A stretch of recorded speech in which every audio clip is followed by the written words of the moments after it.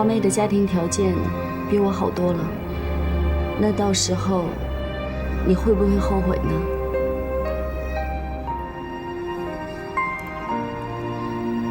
佳妮，你是研究生，是硕士，你以后会挣很多钱，你的前途也会一片光明。到那个时候，你会不会看不上我这个小小的公务员呢？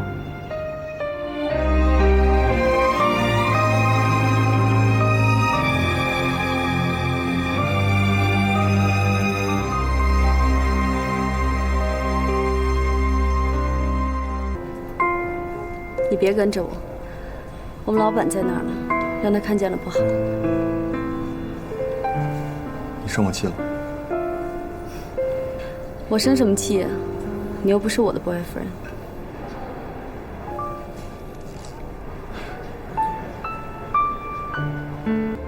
你是郝宁的女朋友，你想干什么？你可别忘了，你的工作还是我爸给你安排的呢。郝宁又不是你的私有财产，别想霸住他。还是什么名牌大学的研究生呢，一点现代意识都没有，真替你感到羞耻。你们在说什么？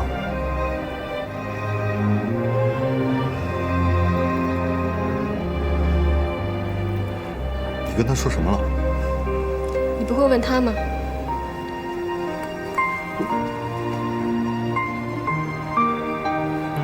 他跟你说什么了？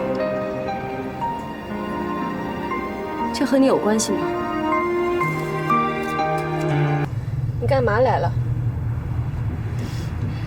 你爸晚上要出差，我给他送机票跟资料来了。不是说今晚你和郝宁有约会吗？他家临时来了客人，所以我们就改期了。想知道那个客人是谁吗？就是我。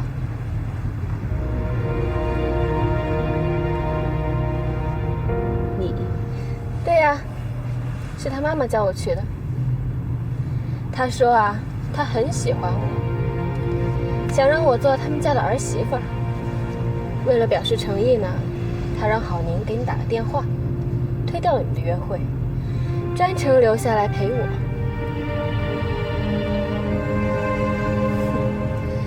他爸妈真热情啊，非要全家出动请我吃日本菜。其实我也吃过日本菜，只是觉得今天晚上的味道特别的好，真是回味无穷啊。可惜你没尝到。要不哪天我和郝宁一起再请你吃一次？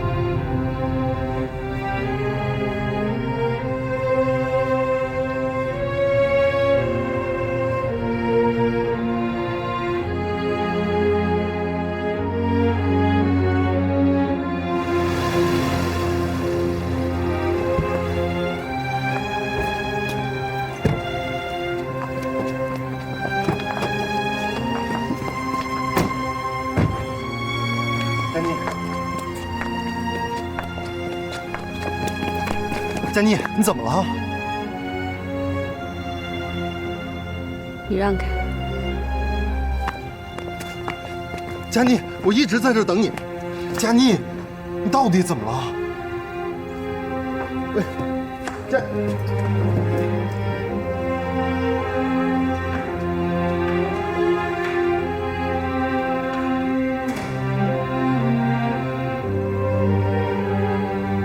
郝宁哥。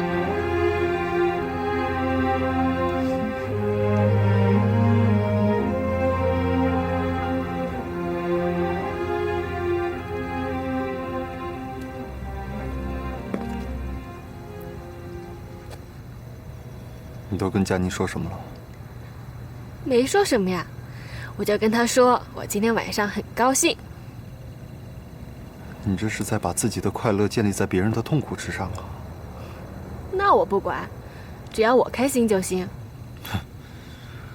这就是我永远不可能喜欢你的原因之一。那没用，你妈妈已经明确跟我说了，她喜欢我，她希望我做你们郝家的媳妇儿。你做梦！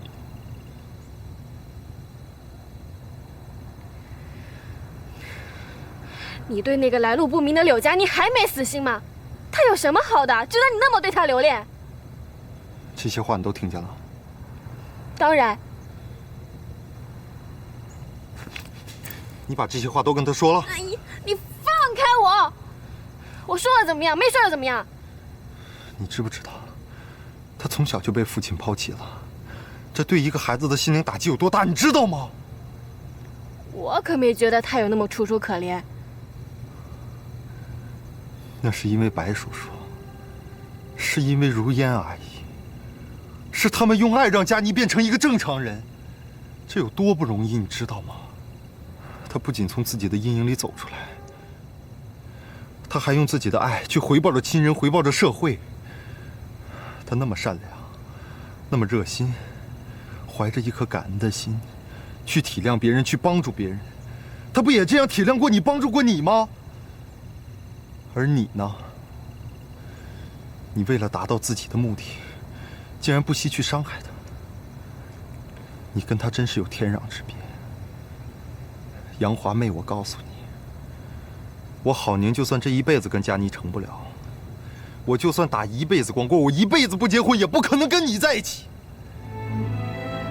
因为我看见你就讨厌，我就恶心，我就觉得恐怖。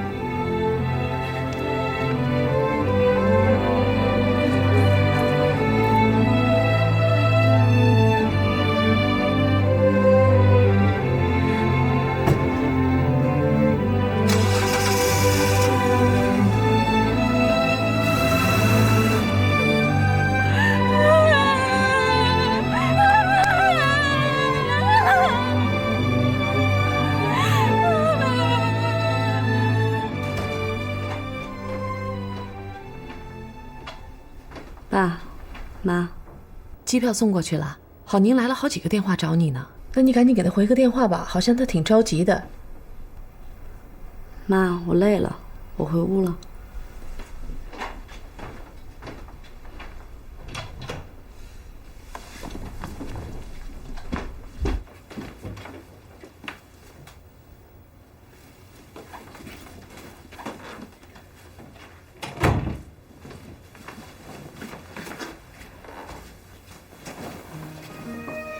珍妮，出什么事儿了？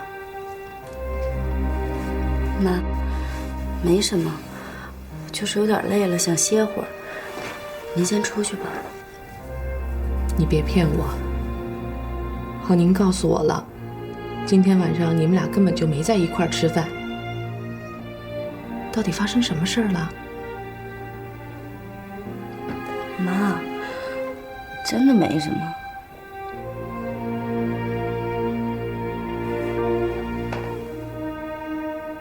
珍妮，你是我的女儿，你有事儿，妈会看不出来，啊？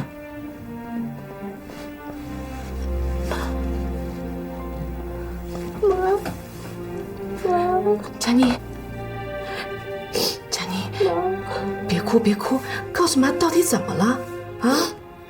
你这么哭，哎呀，真是急死我了！怎么回事啊？这是？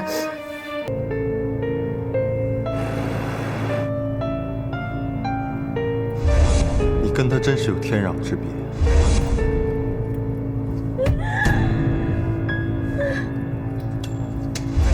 杨华妹，我告诉你，我郝宁就算这辈子跟佳妮成不了，我就算打一辈子光棍，我一辈子不结婚，也不可能跟你在一起。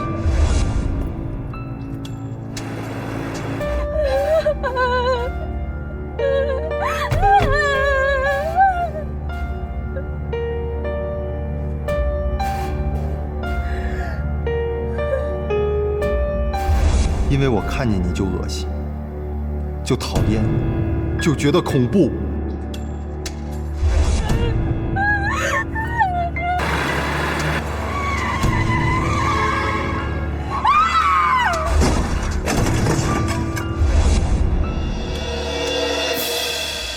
找汪明和郝卫东问问去。妈，您别去。为什么不让我去啊？我得去问问他们，为什么突然变卦了？这把我女儿当什么了？不是欺负人吗？这妈，我求您了，别去。我不去也行，我打电话问他们。哎呀，电话还是先别打，事情还没搞清楚呢。佳妮也就只是听了华妹的一面之词嘛。是啊，姐，我跟你说，她的话你可不能信，她就是想气你、嫉妒你，想挑拨你跟郝宁哥之间的关系，你可不能上她的当。卫东和汪敏咱们都了解，不是那种出尔反尔的人，这里面呢，一定还是有问题。再说了，这个事情说到底啊，还要看郝宁的态度。妈，爸，对不起，为了我，让你们担心、着急。我自己的事儿应该自己解决。我相信我们有这个能力的。再大的事儿，等明天起来再说吧。你们早点休息。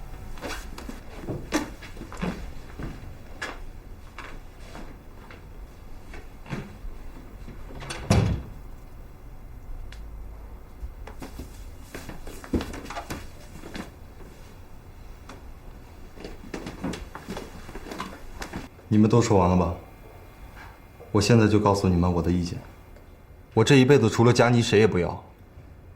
就算她是私生女，我要；就算她是被拐卖来的，我也要。你们嫌弃她，我不嫌弃。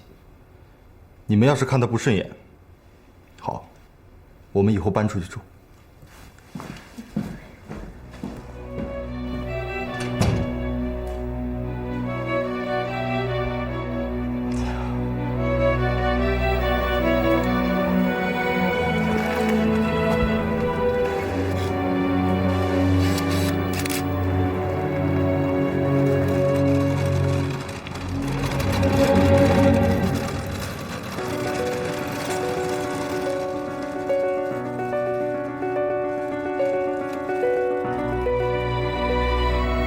华妹回来了吗？还没回来。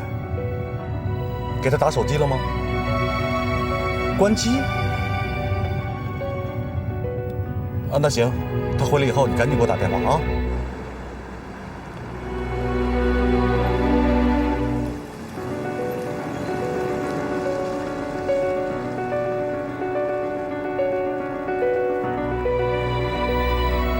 怎么回事？前方出交通事故了，好像挺严重，救护车都来了。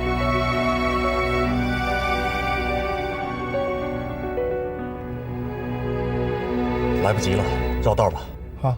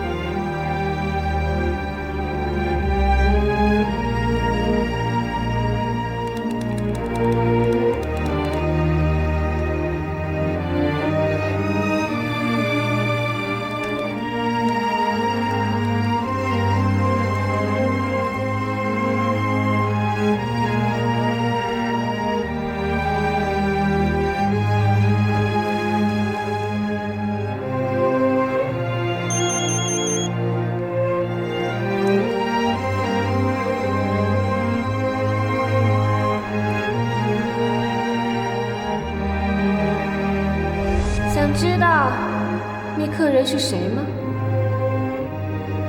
就是我。你？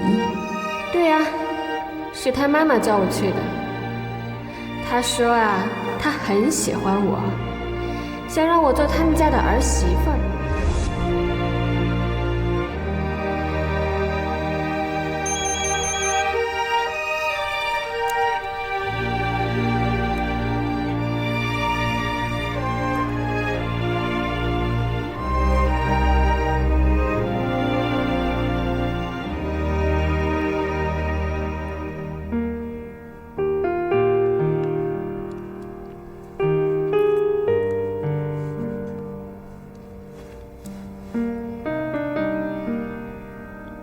喂，你烦不烦人啊？还让不让人睡觉了？那你说，你相信我？相信你什么呀？相信我对你的爱。相信，不管发生什么事情，我对你的爱都不会变。相信不论遇到什么障碍，我们都会走到一起。佳妮，我希望你能带着这种信任进入梦乡。我希望你能带着这种信任去迎接明天。佳妮，我想亲耳听到你说这句话。你要是不说的话，我会一直请求你。你说吧。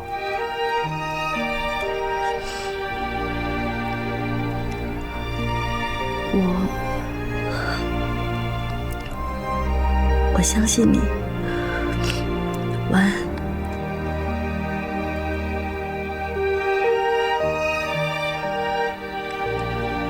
晚安。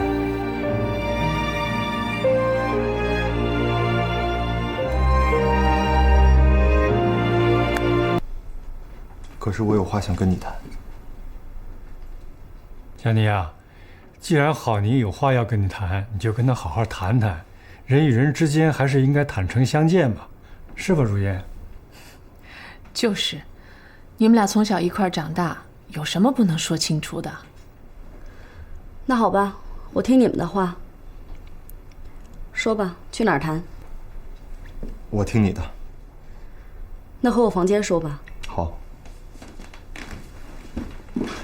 白叔叔，如烟阿姨，那我进去了。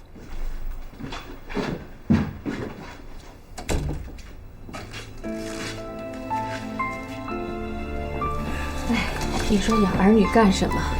小时候替他们操心，长大了还得接着操心。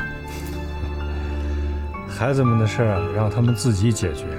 这么大的人了，咱们还是操心操心自己的事儿吧。如烟，你没有什么事儿要跟我谈谈吗？跟你谈什么？我觉得你今天啊，情绪有点反常，是不是遇上什么麻烦事儿了？我能遇到什么麻烦事儿啊？你别胡思乱想的。我可不是胡思乱想，我就是觉得你今天啊心神不定。哎，都是你，非得说要买车，还同意让他们学车，这就弄得我心里七上八下的。就这事儿啊？那行，你说不买车呢，咱就不买了；你要说不学车，咱就不学了，可以了吧？别烦心了，啊！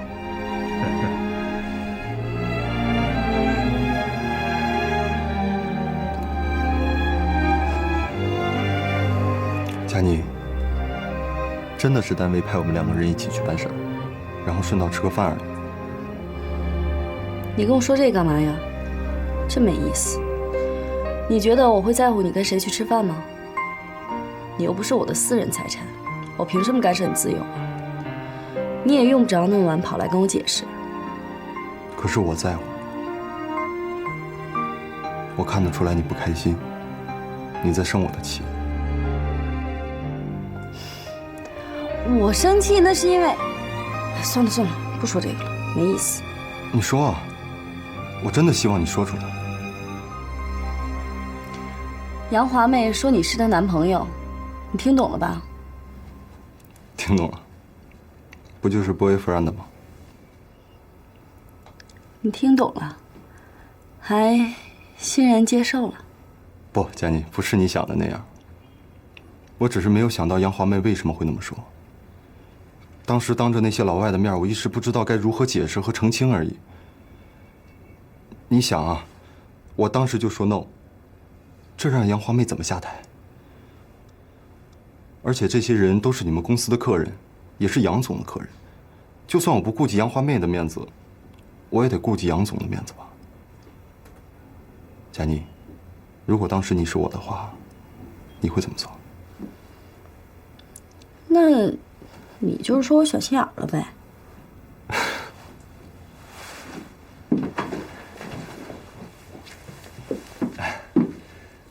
作为我的女朋友，听到别人说自己的男朋友是别人的男朋友还不生气的话，那我想就不是小心眼了，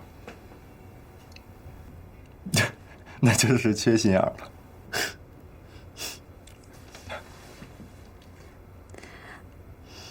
你知道吗？今天早上我还跟杨总说你有女朋友呢。那你这样默认杨华妹是你女朋友的话，那不就等于我在骗她吗？杨总问你这个干什么？这还不简单啊？当然是为他女儿物色男朋友了。不是吧？都已经闹到他爸爸那儿去了。姐，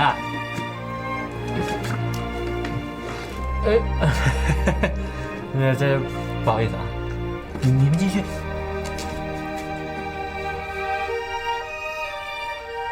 妈，出大事了！你先听我说。郝宁哥现在正在房间里面跟我姐求婚呢。什么？是的，而且佳妮已经答应我了。是的，爸妈。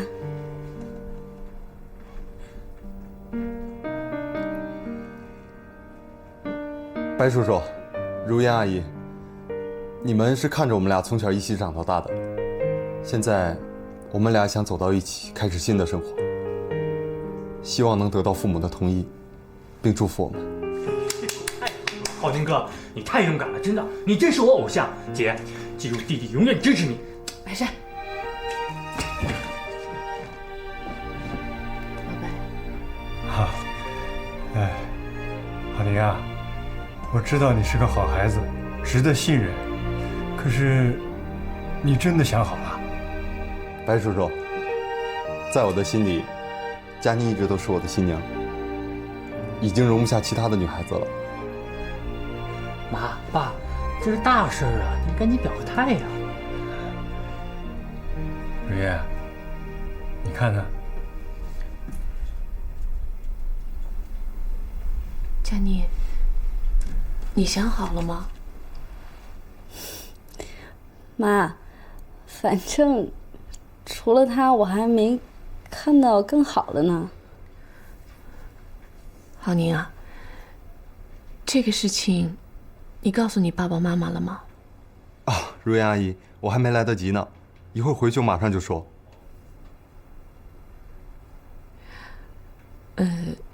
我觉得啊，婚姻是个大事情，还是要征求父母的意见。你们最好别这么急着做决定，好吗？哎呀，妈，人家现在不在征求你吗？那也得给我时间啊。我们也需要时间好好考虑一下，毕竟婚姻是应该很慎重的。你说呢，佳妮？那就听爸妈的吧。行，反正一切都不会改变的。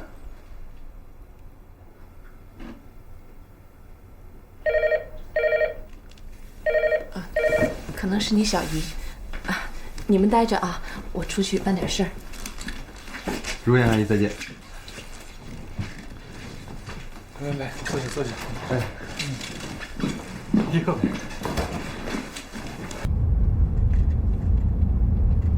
郝宁，是我，你在单位吗？我在回家的路上，我现在就想跟你见个面谈一谈，行吗？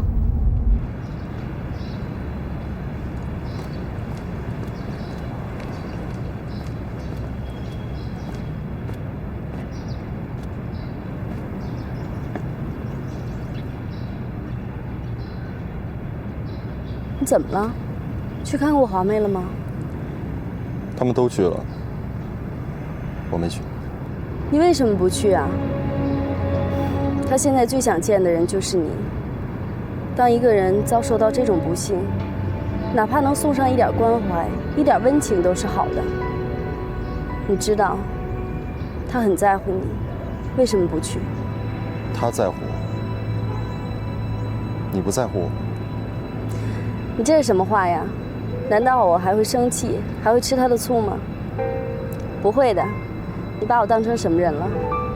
听说他是高位截瘫啊。你知道了还不去？你来这儿就是为了提醒我这个？对啊，我就是怕你因为我的原因，在这个时候不敢接近他。郝宁，我柳佳妮不是这种人。在这种情况下，你为他做出任何事情，我都可以理解。真的？真的。好，等我想好了，我想怎么做的时候，我再告诉你。好。哦，我今天晚上要去医院陪华老师，所以我们的约定不得不改一下，你也可以理解吧？你想改在什么时候？等我电话吧。好。那在临走之前，你就不准备表示一下？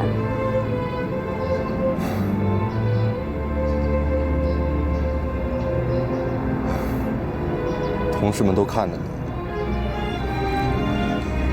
那好吧，拜拜。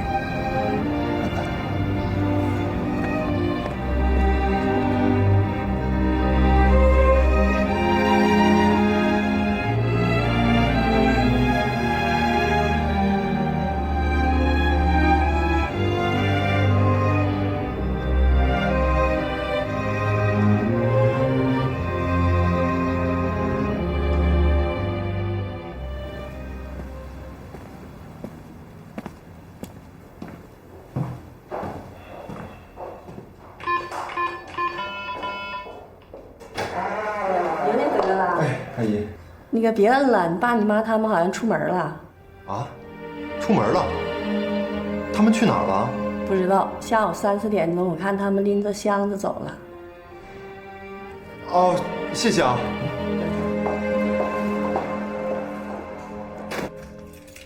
老爸，老妈，老爸，老妈。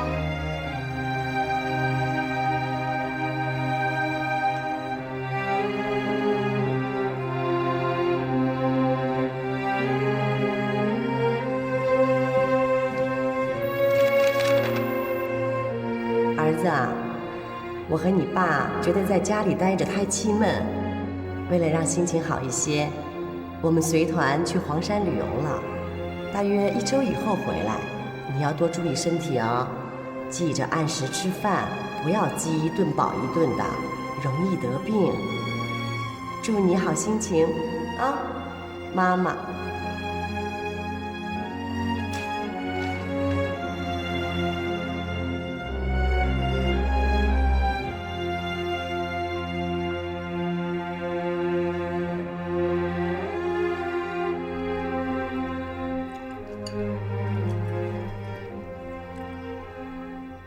我有事情要宣布，我已经找着工作了，从明天开始我就开始上班了。哎，真是好消息啊，让人振奋。干什么呀？这个不重要，反正就是给人打工呗。说说吧，没关系的。是哪方面的公司啊？那个餐饮方面。挺好的。嗯，你自己找的啊？那当然了。你怎么忽然想通了？生活压力嘛。挺好的。不管怎么样，这是你的第一份工作，要干啊就把它干好啊。哦，对了，那个我也有事要宣布。晚上呢，我要去趟医院替华老师值班。他提出来的？哎呀，没有，是我自己要那么做的。我听杨总说，华老师好像以前落下的病根又要犯了。在这种情况下，他还怎么照顾华妹呀？万一再把自己身体拖垮了，那不更麻烦了？他以前落下什么病根了？杨总说，好像是自从他第一个女儿丢了之后，他就一连10几天没睡觉，头疼、恶心，还……你不用去，我去。妈，你去啊？不行啊，你同意吗？人家家出了这种事儿，咱们是应该帮帮人家。你去吧，我没意见。你看，你爸都同意了。不是说您不该去，我是怕他，万一环妹她不欢迎你怎么办？哼，怎么会不欢迎呢？妈，我陪您一起去。用不着，你明天还上班呢，我自己去。妈，我陪您去待会儿，哪怕我早点回来呗。行。妈，我也去。你跟着捣什么乱呢？老实在家待着。你呀，就跟我在家待着吧。这一家子都跑到医院去，别把人吓着了啊！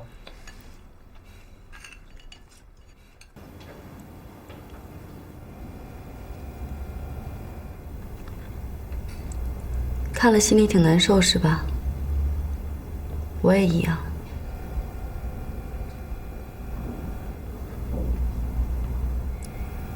佳妮，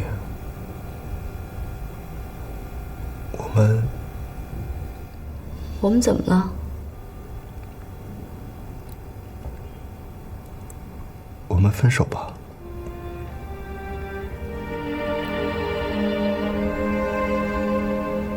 什么？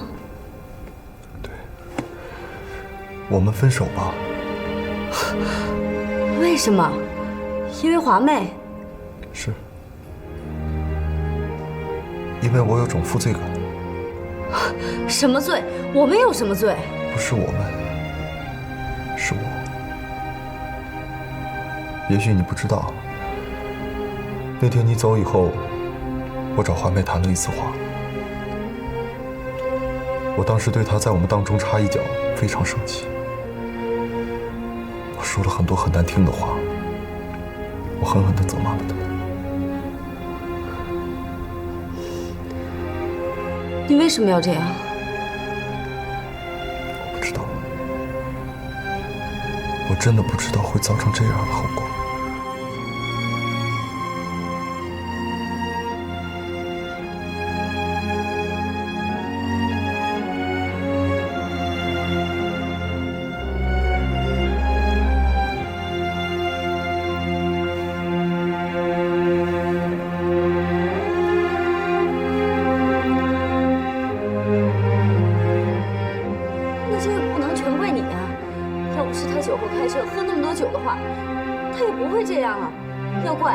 只能怪华妹她自己。她都已经这样了，还能怪她？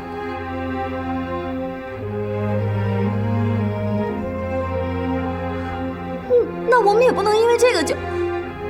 你想一想，她不是一般的受伤，是高位截瘫啊！都是因为我的原因，造成了她现在这个样子。就算我们以后在一起了，你让我如何面对他？我们还能有幸福可言吗？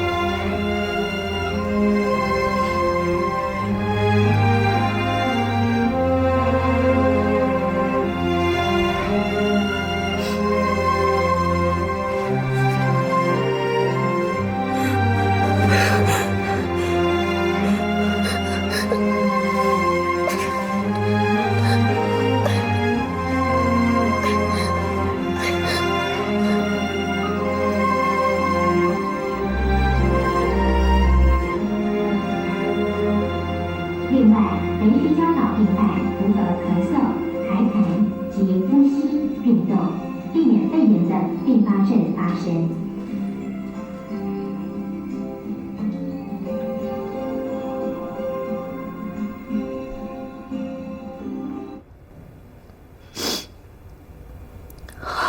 不对，这不对。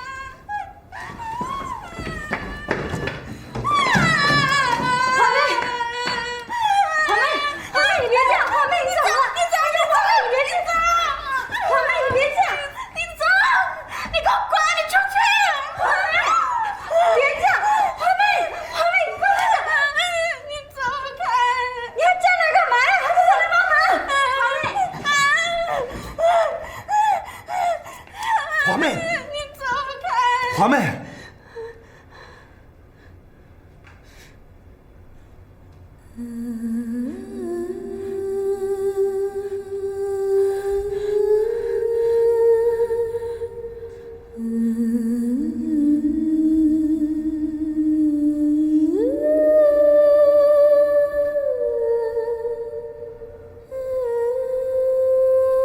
大家为了你，什么都愿意做。那在你走之前，能抱抱我，吻我一下吗？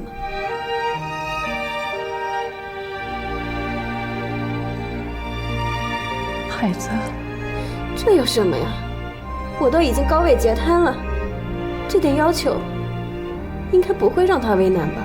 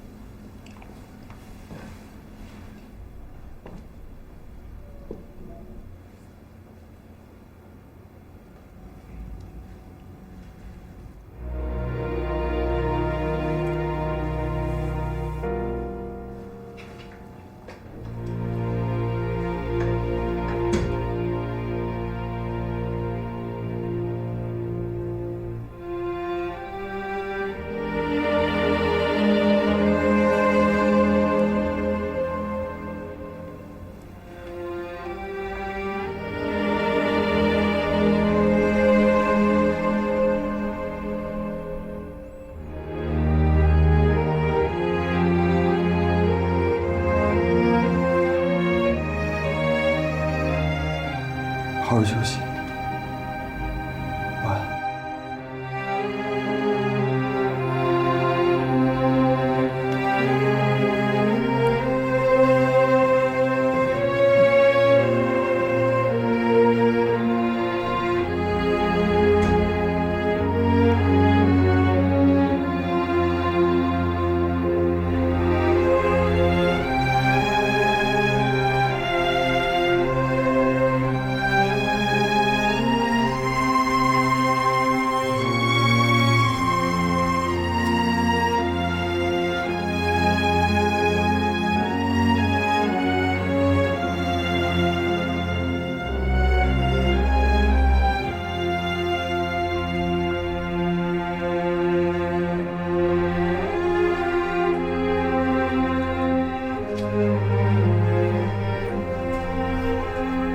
佳妮，他是个病人。妈，我知道。那我先走了。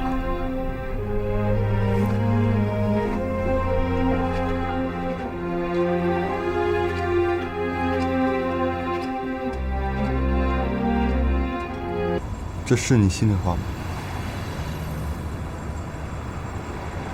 这不是你说的吗？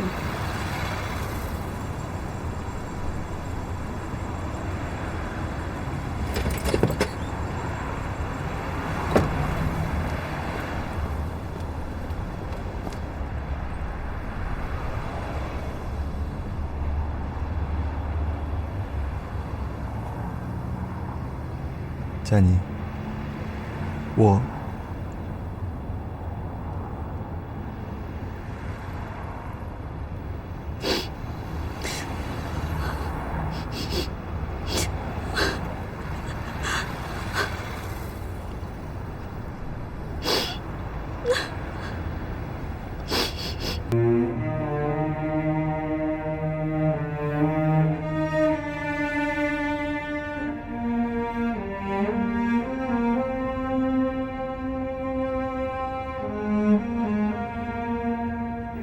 如果你觉得有些对不起他，我们可以一起为他做些事情，尽我们最大的努力来减轻他的痛苦，让他振作起来。为什么你非要一个人承担这份原本不属于你的责任呢？我实在是没法理解。难道这一切可以挽回吗？正是因为不可以挽回，所以我才不同意就这样分手。难道我们分手了，华妹就可以重新站起来吗？要是那样的话，或许这种牺牲还有意义。可她是高位截瘫啊！难道你没看出来他对我的依恋吗？如果我给他一点点希望，也许他就能战胜病魔了呢。在一条生命和我们的幸福之间，我该选什么？如果牺牲掉我的爱，就可以换回他的健康，或许我会考虑做出这样的选择。可现在不是这样，即使你现在马上离开我，你去找他，对他说你爱他，要跟他结婚，恐怕也创造不了奇迹，反而会更增加他的痛苦。我翻来覆去想不通的就是这个。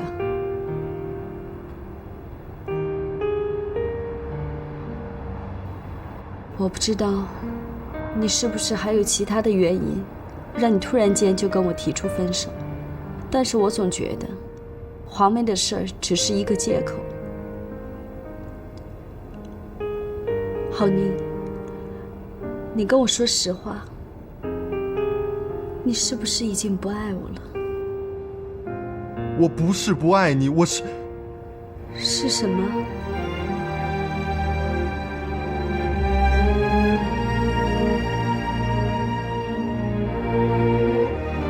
我是不能爱你，你懂吗？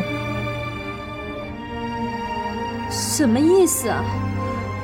什么是不能爱？为什么就不能爱呢？我不知道，我真的不知道，我到现在什么都没有搞明白，就好像就好像一切都错了。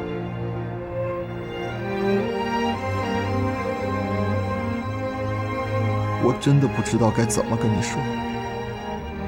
你能说，你什么都可以讲，我们2个人之间的事情，我有权知道。佳妮，你别逼我了，我快崩溃了。你让我静一静吧。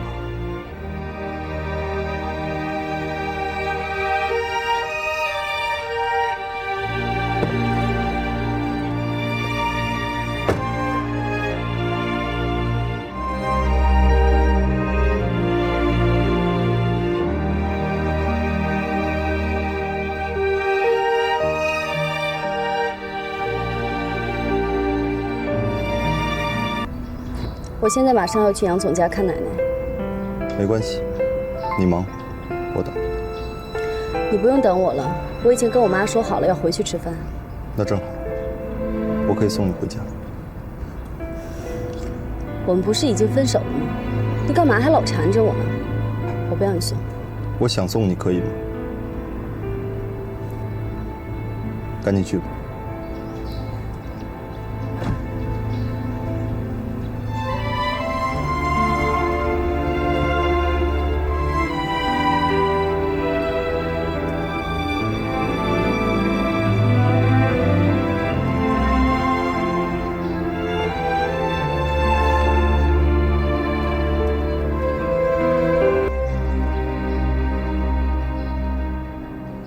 我？为什么非得是我？因为他现在最想见的人是你，最不想见的人还是你。在我们这些人里面，唯一能唤起他生命希望的人，大概也只有你了。我哪有那么大的神通啊？难道不是吗？你别否认，杨花妹她的确很喜欢你。她每次见到你，呼吸跟眼神都会变得不一样，这我能看得出来。她喝酒，酒后撞车，不都是因为你吗？现在她陷入了绝望的深渊，你是她唯一想抓住的救命稻草。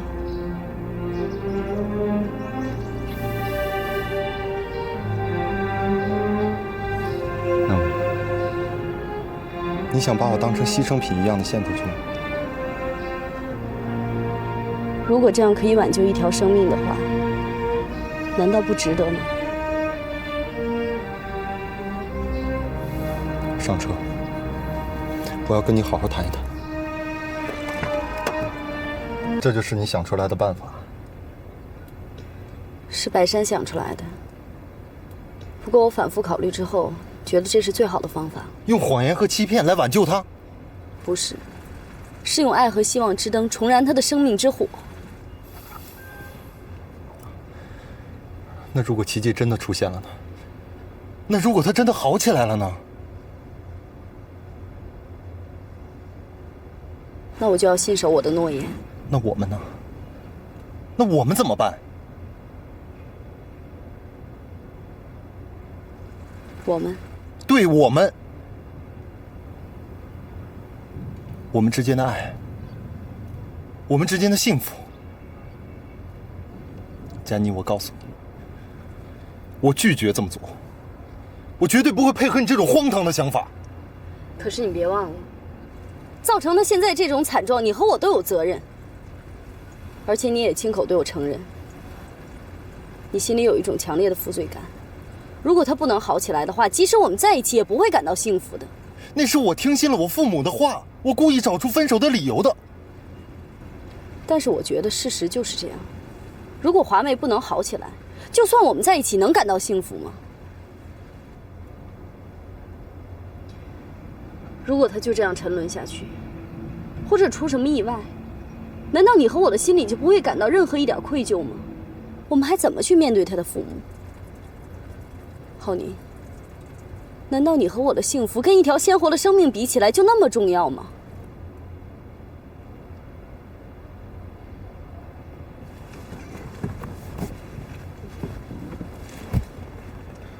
干什么呀？我只是想让你知道，我对你的爱有多重要。我可以牺牲我自己的生命，我也不愿意牺牲我们之间的爱情。我当然知道你爱我，可这不是为了救人吗？想救一个人有成千上万种办法，为什么非要用这一种？郝宁，如果你执意不同意的话，我也不会勉强你。但是我要告诉你，你是一个非常自私的人，让我非常失望。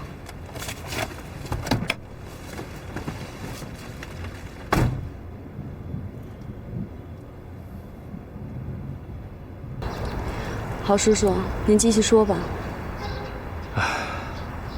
好了，我就不多说了。总之，我跟你妈妈绝对没有那么回事儿。你跟郝宁也绝不存在血缘关系，这一点郝叔叔以人格向你担保，好吧？那我真正的父亲是谁呢？这个，佳妮呀，你妈妈是个好妻子，也是个好母亲，在这一点上，你绝对不要怀疑。再说事情已经过去这么多年了，你都长大了，再追究这个问题也没多大意思。再说，他确实有难言之隐的话，这会让他很伤心的，你说是不是？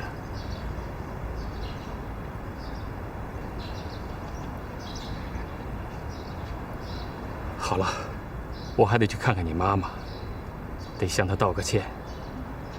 同时呢，我再劝劝她，让她尽量的把事情的来龙去脉跟你说清楚，好吧？谢谢郝叔叔。你跟郝叔叔一起去吗？我听你的。那你留一下好吧？好。我给我妈先打个电话。啊，好。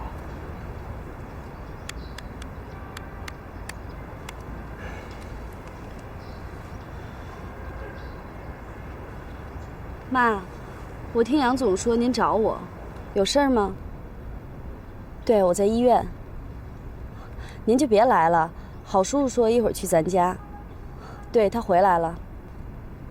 嗯，好的。郝叔叔，我妈在家等您呢。啊，好。那我走了。哎，你爸爸在家吗？我爸。我没问，我妈也没说。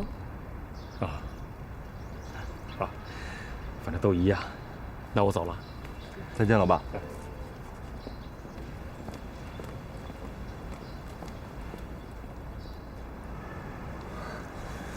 佳妮，你都听到了吧？如烟阿姨没有骗我们，我们之间不存在障碍。有。没有。杨华妹她不算障碍，算，而且是很大的障碍。如果她不能好起来，我们两个人绝对不可以在一起。因为我跟她说了，为了她的事，你感到很内疚。为这个，我们已经分手了。你为什么要这么说？啊？你放开我，你弄疼我了。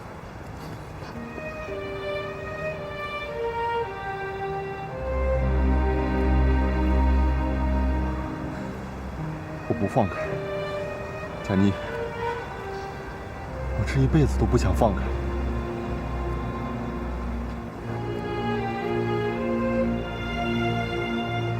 那华梅怎么办？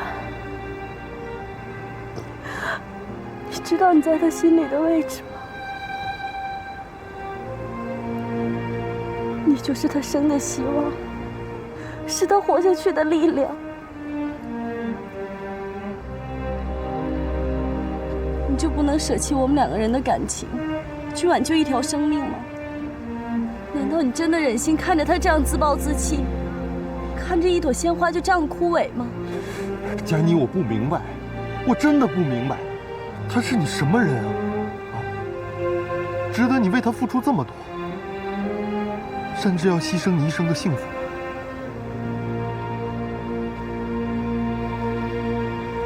她不是我什么人，她只是我老师的女儿。但是你知道吗？华老师曾经有一个女儿，在刚生下来不久就被人离奇的抱走了，再也没有找到。因为这个，她曾经痛不欲生。是她的学生们把她从痛苦的深渊里面唤醒，也是华妹的出生，给了她新的希望。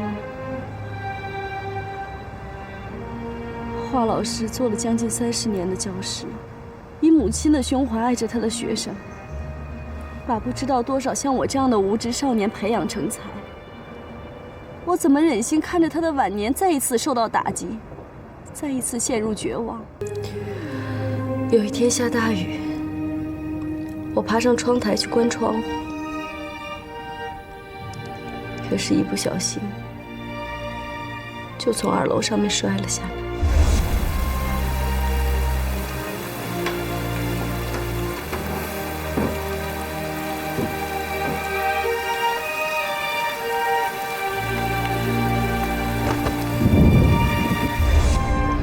是，他不是你亲生的，可是在他最需要的时候，是你在他身边，是你给了他第2次生命，他的身上流着你的鲜血。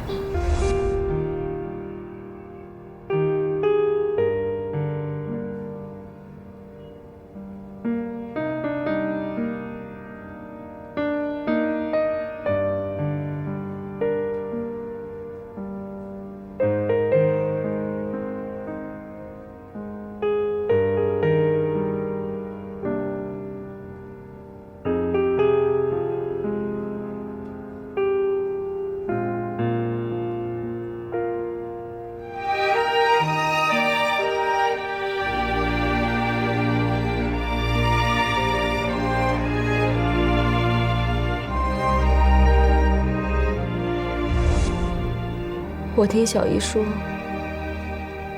妈妈给我输了好多血，才把我从死神手里面救了过来。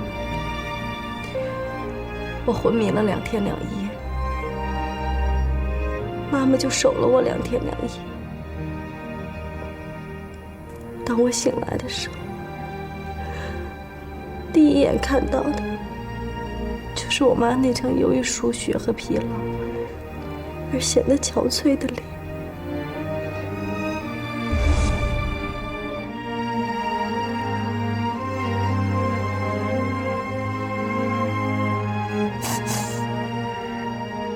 妈妈，我疼，疼啊！佳妮不怕啊？佳妮最勇敢了，对不对？是妈妈最勇敢的女儿，对吗？好了，别哭。妈妈不哭，妈妈不哭。她怎么会不是我的亲妈妈呢？她就是我的亲妈妈呀！您说呢，老师？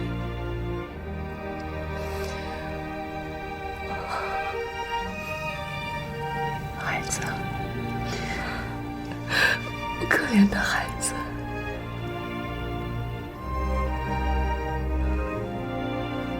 老师，不管我妈做错了什么，她都是我的妈妈。她只要能跟我说出真相，我都能理解她，原谅她。你做得到吗？能，我一定能做得到。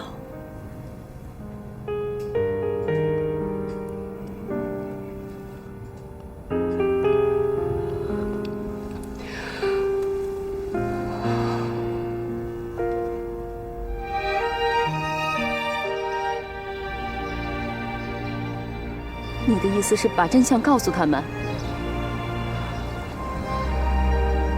我实在是想不到别的办法了。反正现在佳妮也大了，要怎么想，要怎么做，让她自己选择吧。你辛辛苦苦把她养大，就这么还给人家了？她本来就是人家的，我不还又能怎么样呢？那人家要追究你的责任呢。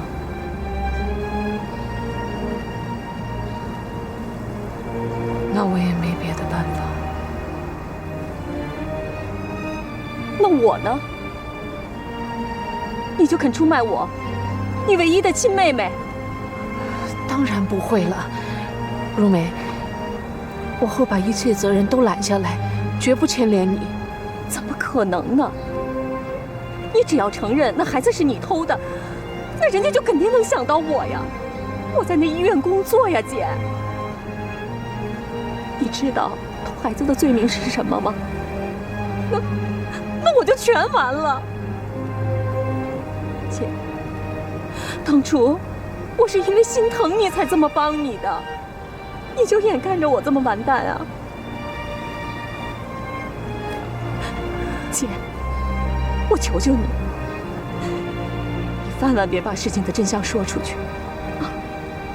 你不说，日子还能照样过；你要说了，就全完了。你想想是不是这个理儿？